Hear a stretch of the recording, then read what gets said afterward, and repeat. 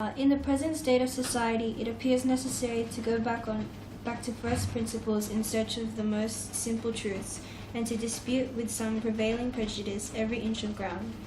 To clear my way, I must be allowed to ask some plain questions, and the answers will probably appear as unequivocal as the axioms on which reasoning is built. Though when entangled with various motives of action, they are formally contradicted either by the words or conduct of men. In what does man's preeminence over the brute creation exist? The answer is as clear as that a half is less than a whole in reason. What acquirement exalts one being above another? Virtue, we spontaneously reply. For what purpose were the passions implanted, that men by struggle with them might attain a degree of knowledge denied to the brutes? Whispers experience. Consequently, the perfection of our nature and capability of happiness must be estimated by the degree of reason, virtue, and knowledge that distinguish the individual and direct the laws which bind society, and that from the exercise of reason, knowledge and virtue naturally flow, is equally undeniable if mankind be viewed collectively. The rights and duties of man thus simplified, it seems most impertinent to attempt to illustrate truths that appear so incontrovertible, yet such deeply rooted prejudices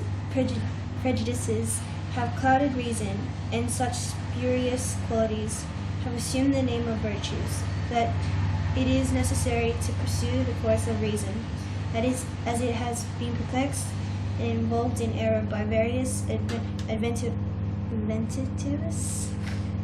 circumstances, comparing the simple axiom with casual deviations. A lot of big words. Yes. I think it's just like talking about, it's really deep things, so I can't really like understand, but like there's a lot of stuff about society and men, I guess, and like I think it's talking about power as well.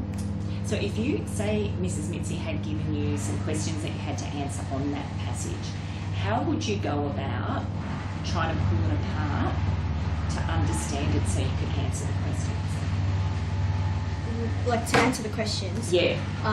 Well, mostly I read the questions first, and then what I need to find, I'll skim back through what I'm reading, and then find, say, if it says something about prejudice, I'll go through and find the word prejudice and read around it, so I find maybe the answer, I guess. Yeah. Yeah, okay. And if there's words that you haven't seen before, like you handle all those really confidently, but at that level, often there'll be words maybe to do with that we don't use so much, so there might be period words or something like that. How would you go about working out what they are?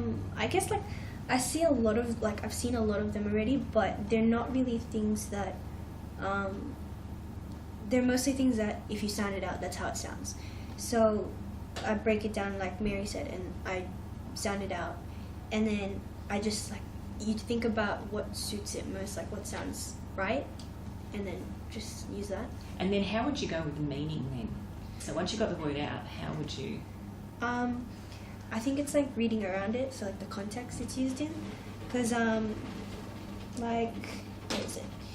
There was one word, it was pretty long, and I haven't heard it before, and that's really odd for me because I like read a lot. But I think it's incontrovertible. Like it sounds familiar, but I don't know what it is. But thinking about it, to attempt to illustrate truths that appear so incontrovertible. So I'm thinking that it's something like not common, I'm thinking.